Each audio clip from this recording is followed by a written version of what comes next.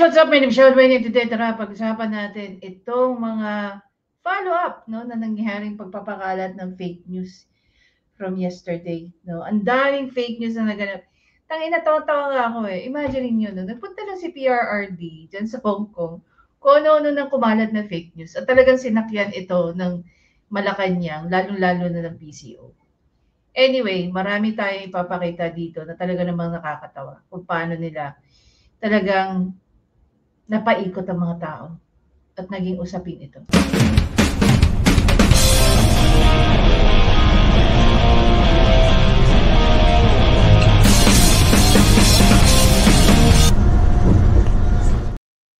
So ayon nga dito sa naging statement ni Yusek, no, Claire Castro, ayon sa kanya, palakayin natin guys, para mas ma-appreciate niya yung sinabi niya. No confirmation of issuance of warrant of arrest from the palace. But, may but, as what E.S. Bersamin and SOJ Secretary said before, if Interpol will ask the necessary assistance from the government, it is obliged to follow. Ayon po ito sa kanilang PCO. Hindi ko alam kung undersecretary ba ito si Yusek Castro o isa ng propagandista. Okay? Ngayon, may nilabas itong si Attorney Trixie Cruz Angeles at saka si Attorney Ahmed Pagdinawan. Ayon sa kanila, sinerch nila. Total number of public read notice in circular is 6,612. There is no result for your search. Nagsalita na rin po ang mga taga-DOJ. Ano sabi ng mga taga-DOJ dito? Pakinggan natin. Verify those documents that come into the DOJ, no? And as of today, wala pa po tayong na-receive na notice of any warrant that has been issued by the ICC. Kaya po, sinasabi lang po natin that the government is ready kung sakaling magkaroon po ng warrant of arrest galing sa ICC. Usually po, kagaya po ng sinabi ni Undersecretary Claire Castro kanina sa kanyang briefing, ay dahil hindi na po tayo member state, baka hindi po dumaan sa normal process yung pag-serve ng notice sa atin. No? Dahil kung member state pa po tayo, the proper process would be to inform either the Office of the President, the DFA, or the DOJ, which handles the law enforcement. So, ano sabi dito ni Solgen? Dadaan po ito sa DFA. 'Di ba? Dadaan po ito sa DFA. Ang nakakatawa dito is, number one, yan, gaya na ng sinabi ng speaker ng Department of Justice. Ito daw, no, ay dapat, okay, dumaan sa proper channels. Sinabi rin niya ng ICC. Pero dahil hindi nga tayo member ng ICC, saan yan dapat dumaan? Ano ba yung tamang proseso? Yun yung magandang tanong eh. Pero ano ang ginawa ng PCO for the last couple of hours, for the last 24 hours? Ano ba ginawa talaga ng PCO? Dahil po hindi na po tayo miyembro, ay pwede naman silang dumiretso sa law enforcement agency, pwede rin silang dumiretso sa third-party country na miyembro pa din ng ICC. So, medyo malawak po yung magiging mga options ng ICC ngayon. This is something that we need to verify, no?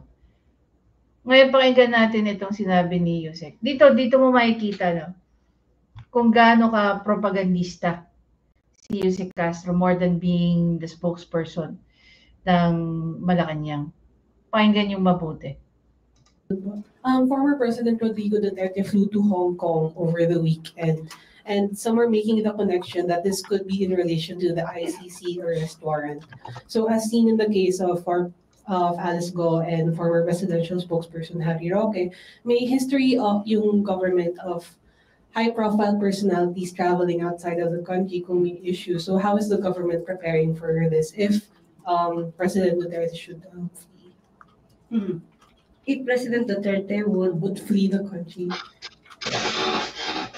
Okay. Pakinggan yung mabuti kung paano sumagot itong si Yusek Castro. Talagang Magaling sumagot sa totoo lang. Okay, as of now, we are not thinking or contemplating about the president evading the law. So maybe I could not answer as of the moment. It's kind of hypothetical. We cannot conclude that there is this propensity on the part of former President Duterte that he would escape, considering he was the one who asked Diba? Considering. for this. Bakit? Sinabi niya sa Quadcom hearing, handa siya harapin ang ICC. Pinamamadali nga niya yung ICC. Di ba sabi niya, hurry up. At ang sinabi pa niya, tomorrow, bukas na bukas din, kung gusto niyo mag-imbestiga. And if you will put me in prison, I will rather rot in jail. So, kaya po yung mga kababayan natin, dapat mag-relax dahil hiling po ito mismo ng dating Pangulong Duterte. Tingnan niyo kung paano siya magsalita.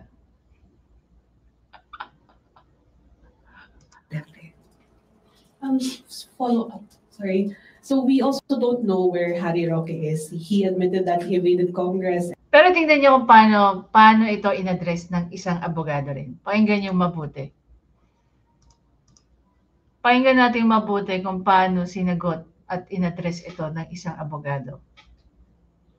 Video. So, ito po, nasingit ko despite the busy schedule kasi nahiya naman po ako sa inyo. Yung last ko sinabing tatry ko isingit, hindi ko po nasingit. So, ngayon, pinagsikapan ko po na masingit talaga sa schedule. So, today po, pag-usapan natin kung meron ba talagang arrest warrant si former President Rodrigo Roa Duterte, si FPRRD po. So, currently po, yung mga lumalabas na balita is meron daw siyang ICC warrant or red notice from Interpol. Okay? So, yan po yung papag-usapan natin today.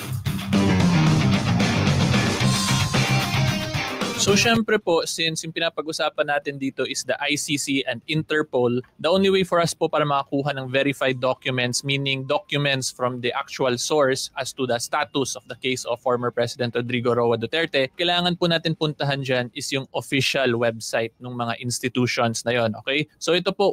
Now the question is, nung sinasagot ba nila yung tungkol dyan sa ICC na yan, was there even a point wherein nagpakita ang grupo ng PCO?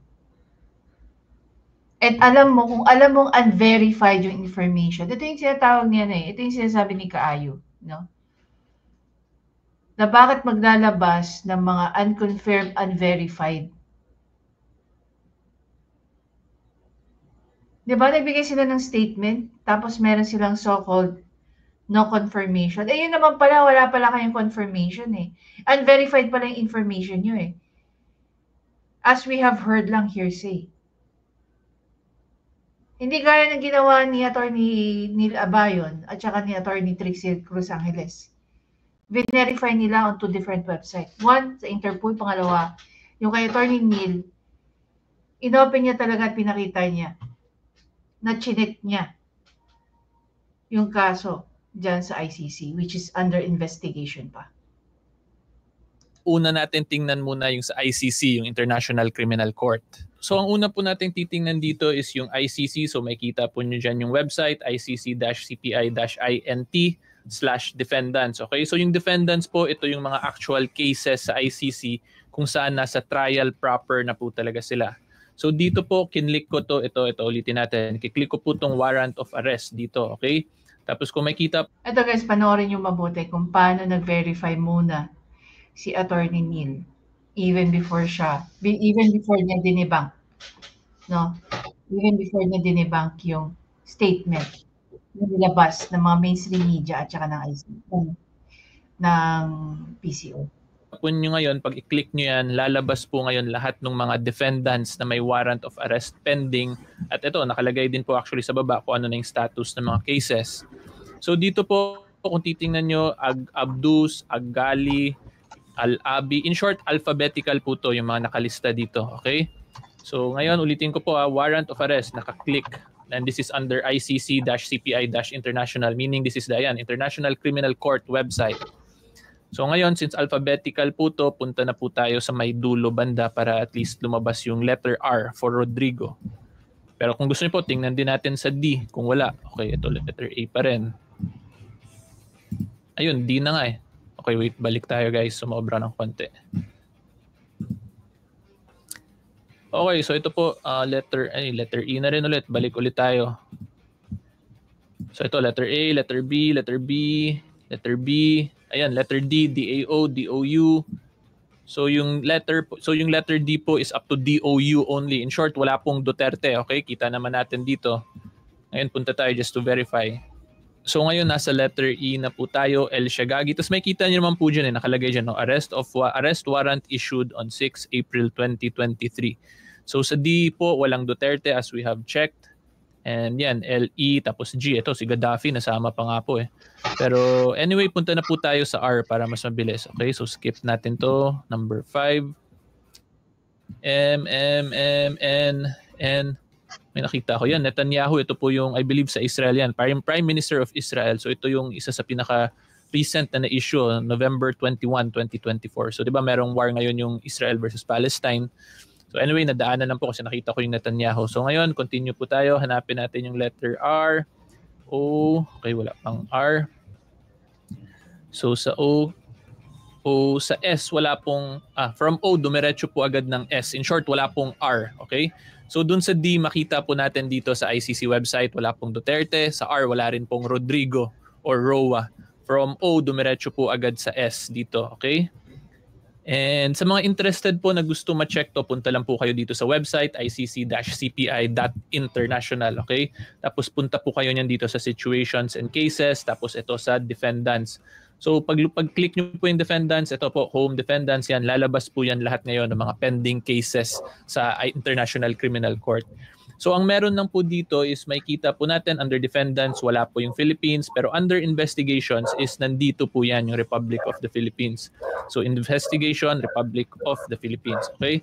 Tapos pag i-click natin dyan, ang mga nakalagay dito is yung alleged crime within the jurisdiction of the court, including but not limited to the crime against humanity of murder committed in the Philippines between 1 November 2011 and 16 March 2019 in the context of the so-called war on drugs.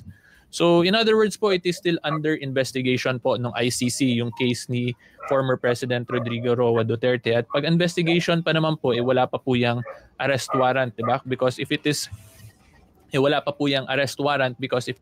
Malinaw. Under investigation. Pero nang pinapakalat ng PCO, ng mainstream media, diba? Unverified, no confirmation, pero sinasakyan ang fake news na mainstream. See the difference? Bakit wala nang naniniwala sa mainstream media? Nakita niyo ba yung nilabas ni ano? Ano sabi ng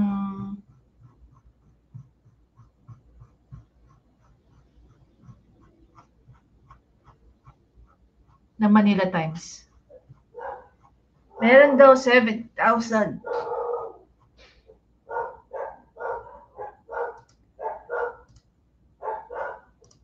Ano sabi dito ng Manila Times? 7,000 strong force to arrest Duterte. Ano sagot na official statement ng Davao?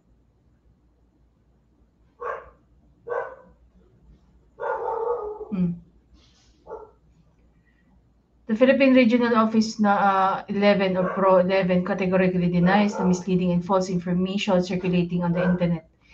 The public is urged to refrain from spreading unverified reports that may cause unnecessary panic and confusion. Interpol issued red notice versus ex-president. Tapos pag-check nila Attorney Trixie Cruz, verified. Verified ba ito? No, ano sabi? The Philippine National Police on the heightened alert and preparing the deployment thousands of policemen to arrest. Gumagawa ng gulo ang Manila Times. Hindi niyo ba kakasuhan to, PNP? Ilang taon na kinasuhan niyo? Under na cyber law in relation to Article 154. Ito, malinaw na Manila, the Manila Times. Diba? You guys are creating chaos. Imagine niyo yung pagpapakalat ng fake news. Galit lang sila sa fake news, pero sila mismo yung nagpapakalat ng fake news.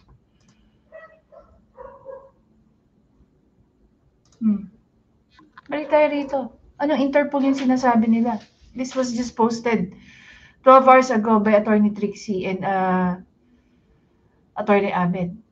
Ngayon, pinapaliwanag sa atin ni Attorney Neil kung paano natin mabe-verify yung mga information na pinapakalat na maling impormasyon ng mainstream media. If it is still under the investigation stage po, there is still no actual case filed. Nire-review pa lang po yan kung meron ba talagang kaso against dun sa respondent in this case, which is si FPRRD. So as of the date of this recording po, which is March 10, 2025, wala pa pong arrest warrant sa ICC website against former President Rodrigo Roa Duterte. And again, ulitin ko lang po, this is the only way for us. Di ba nakakahiya between sa naging statement ng DOJ sa statement ng Palasyo? May isang abogadong nagtatama ng impormasyon. Na tayo pong mga private citizens, private individuals na ma-review or ma-check po natin yung status ng cases sa ICC kasi hindi naman po tayo papansinin ng ICC. However, makita po natin yan sa website nila kasi nagbibigay naman po sila ng updates. So again, klaruhin ko lang po as of the date of recording of this video, March 10, 2025, wala pa pong warrant of arrest na in-issue against FPRRD based sa ICC website po. Okay? So ngayon punta naman po tayo sa next kasi yung nakikita ko rin pong isa is hindi daw via ICC kundi via Interpol daw yung arrest warrant. Okay? So para po sa mga gusto mag-review niyan, pwede po kayo pumunta sa Interpol website. So basically that part we've already covered dahil sa naging post ni Attorney Trixie. Now, here's the thing.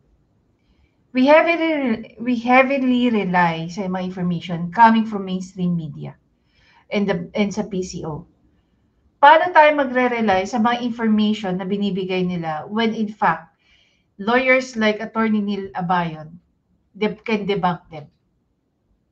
Diba? People like Attorney Trixie, people like Attorney Ahmed, people like Kaayu. Kung nade-debunk sila. Now, kung parati lang tayo naniniwala sa mga balitang nilalabas ng mainstream media, na binabayaran din sila para sabihin ko ano lang yung dapat nilang sabihin. Ang nakakahiya pa nga dyan, taong bayan na nagbabayad sa PCO. Pero, binibigyan tayo ng mga basurang impormasyon. Bakit hindi nyo unahin kasuhan ang mga tagaloob ng gobyerno na nagpapakalat ng maling impormasyon? Imagine niyo, no? For a very long time, yung final na kaso laban kay PRRD hanggang ngayon still under investigation. Pero sila, panay ang pagpapalabas nila ng mga maling information by saying na nag-issue na ang ICC through Interpol. Nakikita niyo na yung difference. Kung paano nilalason tayo ng mga hayop na to. Sa pagbibigay ng mga maling impormasyon. Sa pagpapalaganap ng propaganda. Wala naman ako personally, wala naman akong problema kung talagang may kasalanan ng mga Duterte. Doon lang tayo sa tama at totoo. Hindi yung nilalason tayo. Diba?